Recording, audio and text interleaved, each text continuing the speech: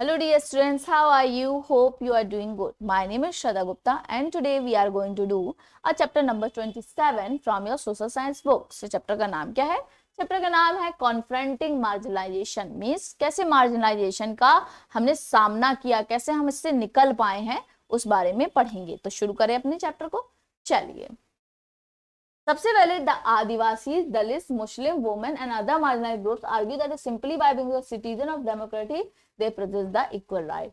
तो वो क्या बोलते हैं कि हम सिर्फ अगर डेमोक्रेटिक कंट्री का भी पार्ट होते हैं तो हमें इक्वल राइट्स मिलते हैं। और ये सब कौन कर रहा है? The government is also making efforts to formulate policies to promote the access of this group to development. और ये सारे जितने भी ग्रुप्स हैं ये डेवलपमेंट करें, इसके लिए गवर्नमेंट भी वर्क कर रही है। बी आर अम्बेडकर ने बहुत बड़ा कोटेशन दिया इनको लेके।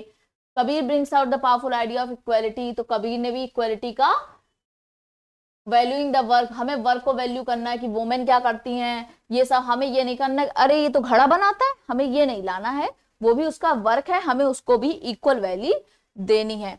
Next is Shorabai, wife of a well known bhakti poet Chokha Mela from the 14th century Maharaj question the idea of purity and untouchability on the basis of a caste. हमें छुआछूत को रोकना है कास्ट से रिलेटेड। कबीर ने भी बात करी इसको, शोराबाई ने भी बात करी है, और देखो शोराबाई ने पोयम भी लिखी है। Achieving social justice. अब सोशल जस्टिस क्या है?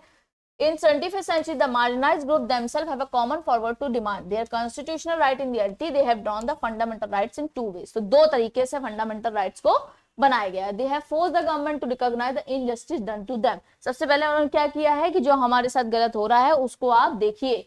They have insisted that the government enforce law made on the basis of fundamental laws and frame new laws to keeping with the spirit of fundamental rights.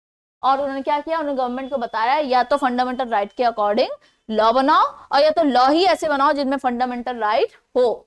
जैसे देखो ये transgender क्या कर रहे हैं? डिमांड कर रहे हैं कोई अपनी।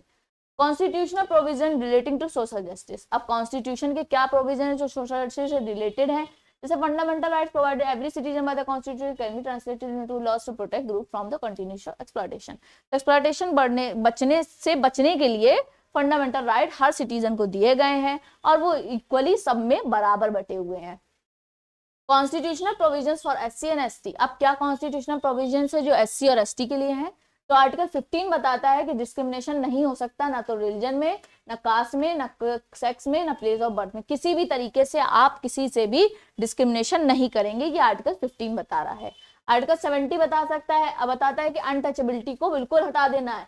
ना तो एससी एसटी को आप रोक सकते हैं पढ़ने से, ना टेम्पल जाने से, ना पब्लिक फैसिलिटी को यूज करने से। तो आप किसी को भी रोक नहीं सकते कोई भी काम करने से। अनटचेबिलिटी का मतलब होता है छुआछूत, ये भी बिल्कुल बंद है। आर्टिकल 46 क्या कहता है कि डायरेक्टिव प्रिंसिपल है और ड्यूटी है स्टेट की कि सोसाइटी को प्रोटेक्ट करना है सोशल जस्टिस और एक्सप्लॉयटेशन को। और डायरेक्टिव प्रिंसिपल मतलब स्टेट का ये काम है कि वो ये काम करेगा, कि ऐसा नहीं है कि कोई अनटचेबिलिटी चल रही है तो चलने दो उसको, नहीं, उसका ये काम है कि इन सब चीजों को रोकना है। नेक्स्ट इज आर्टिकल 275 क्या कहता है कि फाइनेंशियल ग्रांट्स मिलेंगी किसको? स्पेशल ग्रुप्स को for welfare of scheduled tribes. तो जैसे एनजीओज वगैरह होते हैं, ह्यूमन राइट्स वगैरह होते हैं, तो ये क्या करेंगे? शेड्यूल्ड ट्राइब्स के लिए स्पेशल वर्क करेंगे और उनको फाइनेंशियल ग्रांट देगी गवर्नमेंट। Implementation of provision. अब इम्प्लीमेंटेशन मतलब ये जितने प्रोविजन हैं जब कर दिए गए इम्प्लीमेंट, क्या फायदा मिलता? अनटचेबिलिटी को पनिशमेंट बना दिया, रिजर्वेशन लोकसभा और राज्यसभा में कर दिया गया एससी एसटी के लिए, ग्रांट्स और स्कॉलरशिप मिलने लगी, वोकेशनल ट्रेनिंग मिलने चली ट्राइबल एरिया में, फ्री और सब्सिडाइज्ड हॉस्टल होने लगे दलित और आदिवासी के लिए, सीट्स का रिजर्वेशन होने लगा एजुकेशन में, और गवर्नमेंट जॉब्स में भी रिजर्वेशन मिलने लगा। तो ये सारी चीजें क्या हुई? इंप्लीमेंट हुई, जिससे इनको काफी फायदा हुआ। Next is constitutional provisions for OBC. अब ओबीसी के लिए क्या हुआ?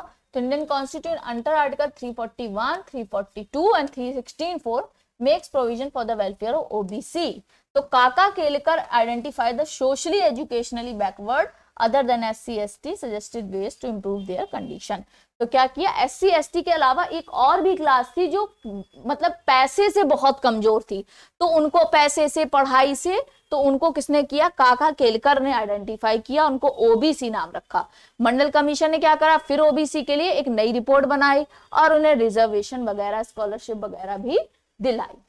लिखा है the court allowed 27% reservation for the backward classes in original appointment not in promotion, तो अपॉइंटमेंट में रिजर्वेशन है, प्रमोशंस में नहीं।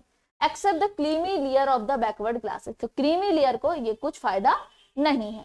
इम्प्लीमेंटेशन ऑफ मंडल रिपोर्ट, अब जब मंडल रिपोर्ट इम्प्लीमेंट हुई क्या फायदा हुआ, 27% मिला ओबीसी को, रिलैक्सेशन मिला अपर लिमिट में 3 साल का, क्वालिफाइंग मार्क्स और रिटन एग्जामिनेशन में भी रिलैक्सेशन मिला, और सिविल सर्विस एग्जामिनेशन में 7 अटेम्प्ट मिले, किसको, ओबीसी को।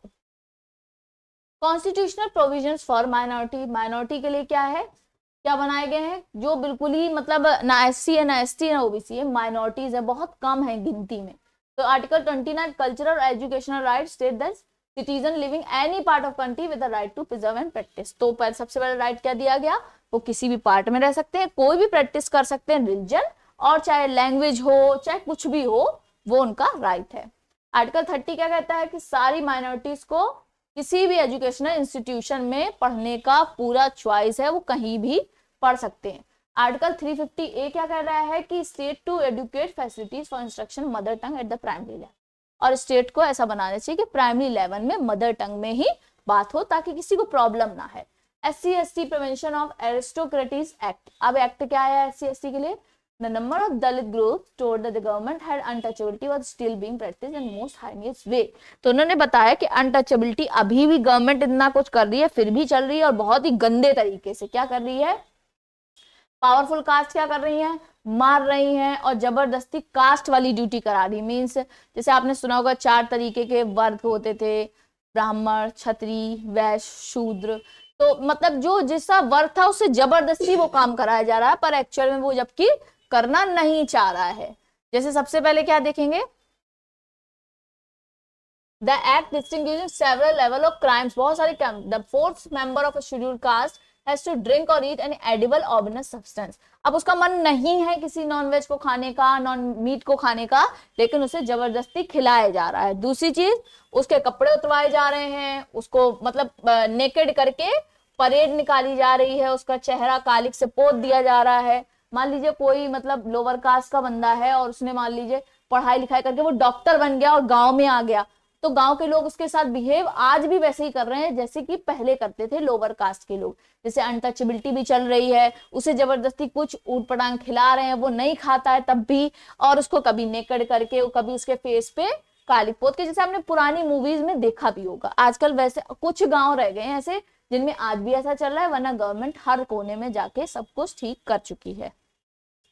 अब दूसरा क्या किया है, रॉन्गफुल क्या करे, जो जैसे कमजोर टाइप के आदिवासी हैं उनको क्या किया, स्लेव वर्कर बना लिया, मतलब कि काम करेंगे तभी खाना मिलेगा, ऐसा वाला स्लेव वर्कर। रॉन्गफुली क्या किया, उनकी जमीन को हथिया लिया है जो बड़े लोग हैं, तो क्या होता था, और उन्हें मार दिया, ट्राइबल वुमेन को मार देते थे, ठीक है, असॉल्ट करते थे वुमेन्स पे, शेड्यूल कास्ट और ट्राइब के, इंटेंट टू डिसऑनर हर, मतलब उनकी बेइज्जती करते थे। ये सब काम कौन कर रहा है, ये सब काम कर रहे हैं बड़े कास्ट के लोग। Adivasi demand and the 1989 act, Adivasi activist has asked the government that those who have forcibly encroached upon tribal land should be punished under this law and tribal poor should be given possessions of their land। तो आदिवासी demand and 1989 act ने क्या बताता है कि उन्होंने demand रखी कि जो भी गवर्नमेंट ने हमारा भैया लैंड लिया वो हमको वापस कर दे ताकि हम उसमें खेती वगैरह कर पाए। जैसे देखो आदिवासी वर्किंग इन द फॉरेस्ट, तो ये अपना जो भी फॉरेस्ट में काम करना वो अपना ये कर पाए, ये हमें लैंड इनका वापस कर दो, इन्होंने ये कहा। मैनुअल स्कैवेंजिंग, देखिए ये पुराने जमाने में चलता था, आज भी बहुत ही rare of the rarest village है जिनमें ये चलता है। क्या लिखा है, manual scavenging is the practice of removing human and animal waste excreta using broom, tin plates and basket from the dry latrines and carrying it on the head to dispose the ground in some distance away। पुराने जमाने में क्या होता था, जो राजा वगैरह होते थे, अब पहले आज हमारे पास वाटर अवेलेबल है उन टॉयलेट्स में, पर पहले नहीं था। तो पहले क्या करते थे, जो ह्यूमन थे, जो लोअर कास्ट के लोग थे, वो आके और आप जो भी सुबह सुबह फ्रेश हो रहे हैं वो सब अपने साथ लेके जाते थे और उन्हें डंपिंग गार्डन में या ग्राउंड में डाल के आते थे। तो ये करता कौन था, ये सब लोअर कास्ट के लोग करते थे, दलित बोलते हैं जिन्हें, वो करते थे। पर अब ये सब चीजें नहीं, अब हमारे पास पानी भी है, हमने फ्लश कर दिया, हमने पानी डाल लिया, तो ये सब काम हम अब कर सकते हैं। लेकिन फिर भी कुछ गांव में ये प्रैक्टिस हो रहा था। कौन करता है, manual scavenger, person who does the job carrying this filth. This job is mainly done by the Dalit women, ज्यादातर दलित की वुमेन और यंग गर्ल्स ये काम करती थी। तो कभी कभी क्या होता था, उनके क्या होता था, इन्फेक्शन हो जाता उनकी आंखों में, स्किन पे, रेस्पिरेटरी ऑर्गन में। तो ये सब चीजों को रोकने के लिए क्या किया गया, सरकार ने इतने सारे रूल्स बनाए, और आज इतना प्रैक्टिस करने के बाद, इतना इम्प्लीमेंटेशन करने के बाद चीजें थोड़ी बहुत ठीक हो पाई हैं। So this much is on chapter. Now we are going to do the exercises. Multiple choice question. The court allowed dash % reservation for the backward classes, that is 27%. Article dash is about the cultural and educational right, that is 29. Timber is found in the dash, that is forest. Manual scavenging is mainly done by the dash, that is Dalits. There is dash reservation for SC in government jobs, that is 15%.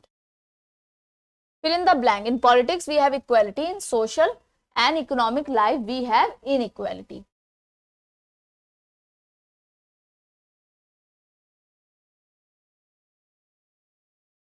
Dash is achieved when all kinds of inequalities in a society are abolished, that is social justice.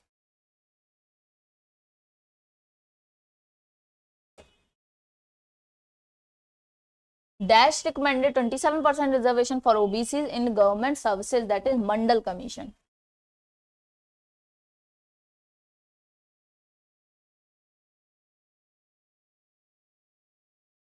Article dash of the Constitution states that the untouchability has been abolished, that is Article 17. Dash has the right to preserve and practice distinct language and script, that is cultural and religious right.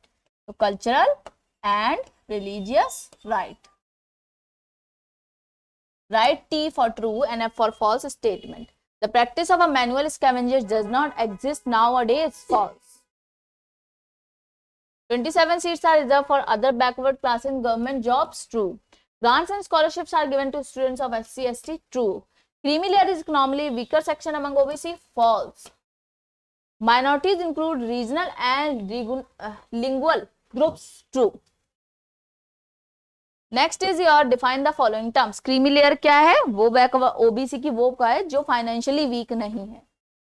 Morally इम्प्रहेंसिव मतलब कि mentally उनको ये realise दिलाना, मतलब जो भी minorities या SC ST हैं उनको मेंटली ये दिमाग में बैठाना कि नहीं तुम हो माइनॉरिटी. ये अपर कास्ट पहले करती थी. मैनुअल स्कैवेंजर्स क्या हमने ऑलरेडी पढ़ लिया है. जो पहले के लोग थे वो क्या करते थे, जो भी एक्सक्रीशन होता था, जो भी फ्रेश वगैरह होते जाते थे तो वो क्या करते थे, वो जाके उनके घरों में जाके झाड़ू से या किसी भी चीज से उनको कलेक्ट करके जाके डंपिंग यार्ड में फेंक के खुद आते थे अपने हाथों से. Answer in one word and one sentence. According to Kabir what human body is made of, that is blood and air. Blood and air. Which Indian leader said that we are going to enter a life of contradiction? That is Dr. B.R. Ambedkar.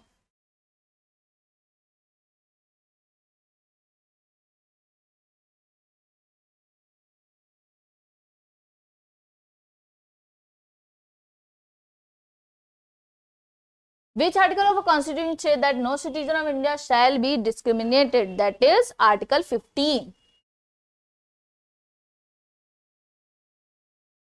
How many seats are reserved for the SCs in government jobs? That is 15%. In which year the SC ST Prevention Act was passed? That 1989. Next is answer this question. Why it is necessary for the marginalised groups to struggle for their rights. अगर वो अपने rights के लिए लड़ेंगे नहीं तो government कितना भी इंप्लीमेंट कुछ भी कर ले पर वो उनके तक पहुंच नहीं पाएगा. व्हाट इज अनटचेबिलिटी, छुआछूत बोलते हैं. Give some example of practice, कैसे प्रैक्टिस हो रही है वो भी आपको बतानी है. Who are OBC, other backward classes. Who are minorities, तो SC ST ये सब माइनॉरिटीज में आती है. Which provision has been made to protect the rights of a minority, तो कौन सा प्रोविजन बनाए हैं वो भी आपको देखने हैं.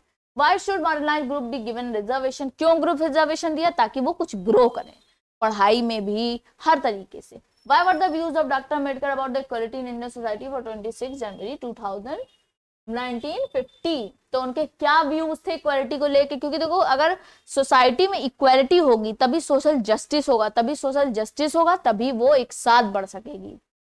Why do Adivasi demand on the basis of SC ST prevention act? तो आदिवासी ने क्या क्या डिमांड की? उन्होंने जमीन पर डिमांड करी कि मुझे अपनी जमीन वापस दे दो ताकि हम उन पे काम कर पाए। What is manual scavenging? तो सेम वही आंसर कि मैनुअल स्कैवेंजिंग क्या होता है, डिस्क्राइब लॉ विद बताया गया, बताना है आपको।